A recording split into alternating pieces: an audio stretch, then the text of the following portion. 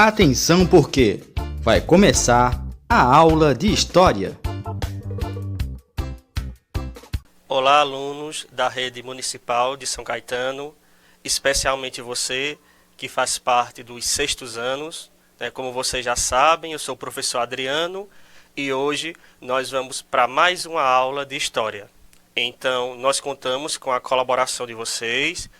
Quem porventura está sem o material aí, corre, pega caderno, pega caneta, lápis, borracha, enfim, os materiais para vocês fazerem possíveis anotações no decorrer da aula.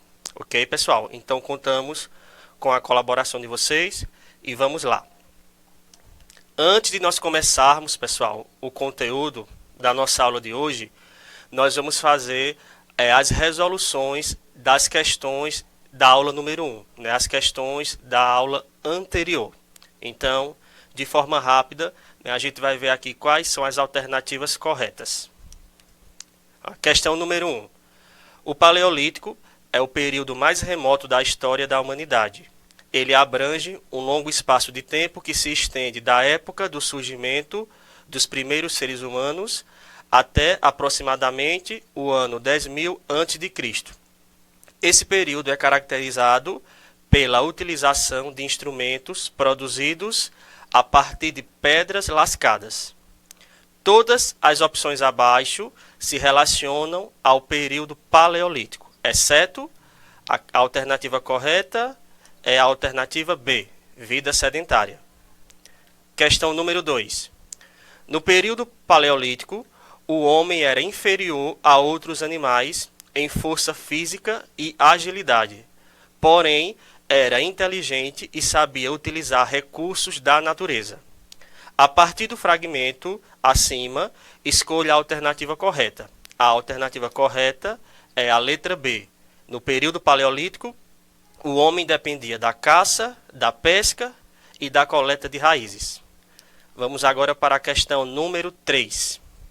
A característica fundamental desse período pode ser atribuída às transformações aceleradas das relações do homem com a natureza.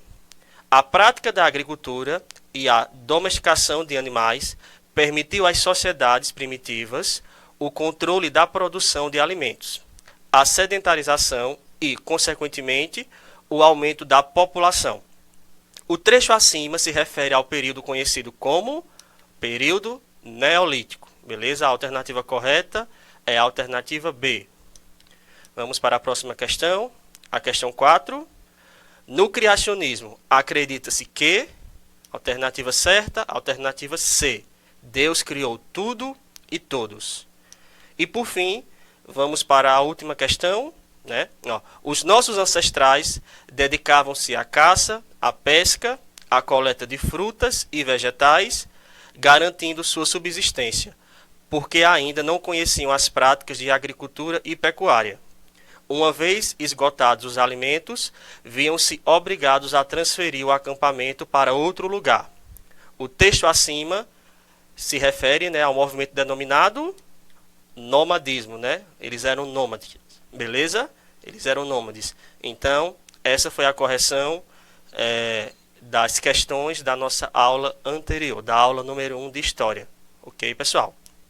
Vamos agora para o nosso conteúdo da aula de hoje. Hoje nós vamos falar sobre diferentes formas de representação do tempo. Então, prestem atenção, assista a aula até o final e vamos lá. Eu espero de alguma forma contribuir com o conhecimento de vocês. Ao longo da história, tivemos uma variedade de formas de contar o tempo. A forma que nós contamos o tempo hoje é totalmente diferente da forma que nós contamos o tempo no passado. Com o decorrer dos anos, houve uma modernização, houve uma mudança nessa questão aí, e hoje nós contamos o tempo totalmente diferente da forma que as pessoas no passado, que o homem primitivo, por exemplo, contava o tempo. Ok, pessoal? É importante a gente identificar e saber disso. Vamos lá? Vejamos as diferentes formas da contagem do tempo dos povos antigos. Nós vamos ver agora Como alguns povos, algumas civilizações antigas, elas contavam o tempo. Os sumérios. Os sumérios contavam o tempo, tendo como base o movimento do Sol e da Lua. Através dessas observações, eles regulavam o plantio e a colheita. Então, os sumérios, para contar o tempo, eles se baseavam, pessoal, tinham como referência o Sol e a Lua. Baseados na observação do Sol e da Lua, né, eles poderiam ali saber o período, o momento onde deveria plantar os seus produtos, né? Eles viviam grande parte deles da agricultura, então eles se baseavam na movimentação do Sol e da Lua para saber qual era o tempo e também saber qual o período correto para fazer a plantação. Os egípcios, eles computavam o tempo tendo como referência o movimento dos astros. Então eles analisavam os astros, né? Sol, Lua, as estrelas, os planetas, enfim. Era assim que os egípcios eles tentavam contar o tempo. Uma observação importante, gente, ó, os egípcios criaram um calendário baseado na movimentação do Sol. Esse calendário ele ficou conhecido como calendário solar. Então eles criaram um calendário onde eles tinham como referência, como base, o Sol, né? Então por isso que o calendário se chama o calendário solar. Vamos para o próximo slide. Os maias. Os maias eles contavam o tempo tendo como base a observação dos astros no espaço. Então eles observavam também ali o Sol, a Lua, as estrelas, os planetas, enfim. Todos os astros do espaço serviam para a contagem do tempo dos povos maias. Vamos agora falar sobre os incas, né? Os incas, pessoal, eles computavam o tempo tendo como base, como referência, a movimentação do Sol e da Lua. Então, os incas também, eles observavam o Sol e a Lua para ter como base a contagem do tempo, né? Os gregos, né? Civilização antiga muito importante, né? A civilização grega, né? Os gregos, eles passaram a contar o tempo a partir da primeira Olimpíada, né? Uma observação aqui, uma informação importante, para quem não sabe, as Olimpíadas surgiram na Grécia, né? E o objetivo das Olimpíadas, quando elas foram criadas na Grécia, foi para a questão da confraternização, para os gregos eles se confraternizarem. Então era comum cada cidade grega mandar participantes para participar dos Jogos Olímpicos, certo? E o nome Olimpíada deriva porque as Olimpíadas, esses jogos, eles eram realizados na cidade grega de Olímpia. Por isso o termo Olimpíada. Então aí uma informação importante. Beleza, pessoal? Vamos para o próximo slide. Os cristãos. Os cristãos, eles passaram a contar o tempo tendo como referência, tendo como base o nascimento de Cristo, né? Então, a partir do nascimento de Jesus Cristo, é que os cristãos, eles passam a contar o tempo. E, por fim, os hebreus, né? Os hebreus, assim como o povo sumério, né, eles contavam o tempo, tendo como base a movimentação da Lua e do Sol. Então, a maioria dessas civilizações, desses povos antigos, se a gente analisar, eles sempre estavam ali observando Sol e Lua para poder tentar descobrir e a contagem do tempo, tentar verificar ali qual era a contagem do tempo. Então eles tinham como base, né, a maioria das civilizações antigas, o Sol e a Lua, ok? Vamos para o próximo, pessoal. Nós vamos falar agora sobre alguns instrumentos utilizados, né, para contar o tempo no decorrer da história. Então nós vamos ver aqui alguns instrumentos, né, que no decorrer da história eles serviam para a contagem do tempo. Nós vamos começar falando, pessoal, sobre o relógio de sol. O relógio de sol é um instrumento assim antigo. Ele surgiu lá no Egito, né, por volta de 1500 a.C. Então, nessa imagem aqui, ó, nós podemos ver, né, essa imagem aqui é uma imagem do relógio de sol. E como o próprio nome deixa bem evidente, o relógio de sol, para ele funcionar, ele dependia do sol. Então, os raios solares tinham um reflexo no relógio. Esse reflexo aí, o raio solar, acabava gerando uma sombra. E baseado na sombra, era medido o tempo, certo? Baseado na sombra. Se vocês observarem aí, vocês vão poder observar na imagem uma sombra. Essa sombra era justamente gerada através dos raios solares. E esse relógio de sol, gente, ele não deu muito certo. Por quê? Porque ele dependia do sol. Então, nos dias nublados ou então à noite, ele não funcionava. Então, é um dos primeiros instrumentos aí criados na história para computar o tempo. O próximo instrumento que nós vamos falar é o relógio de vela.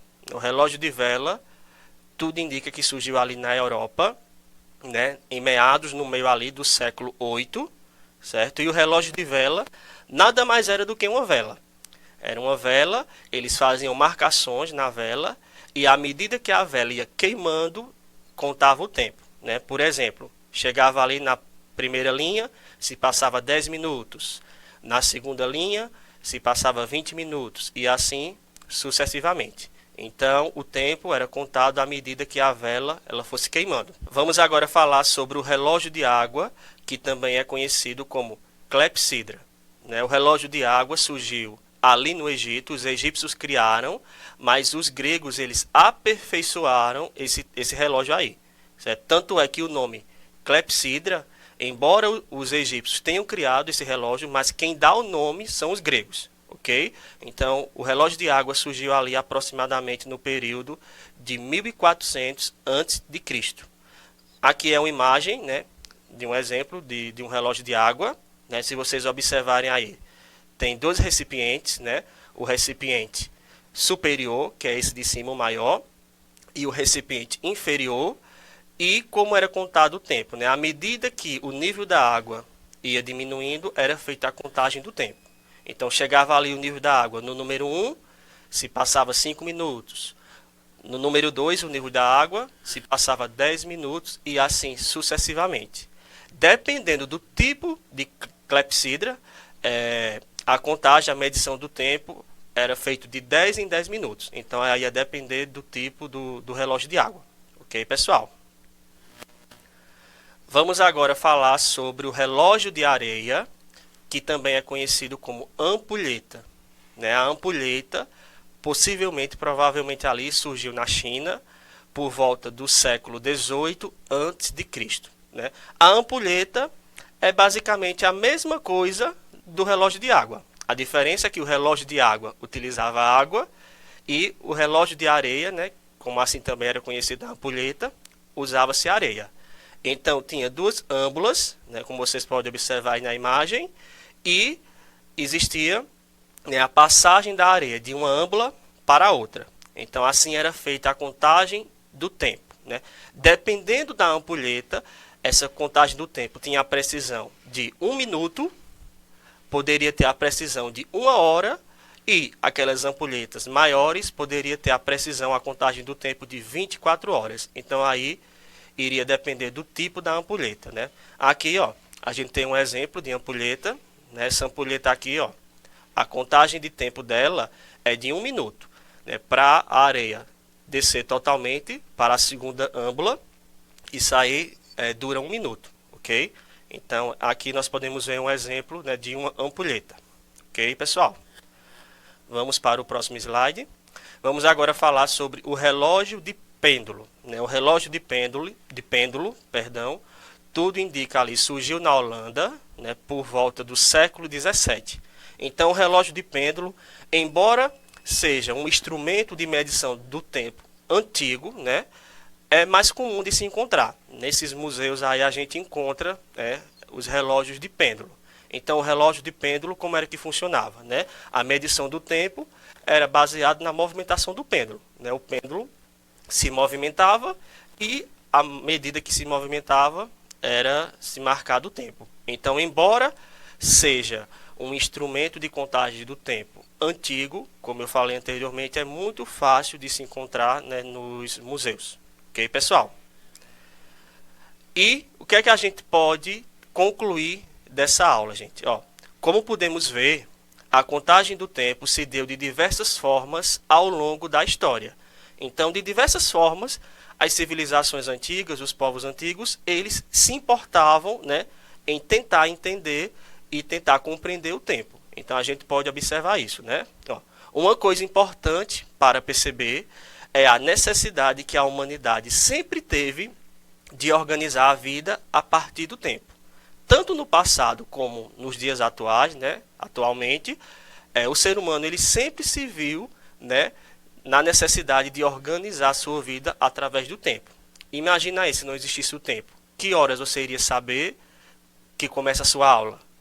Que horas seu pai e sua mãe iriam saber a hora de chegar ao trabalho?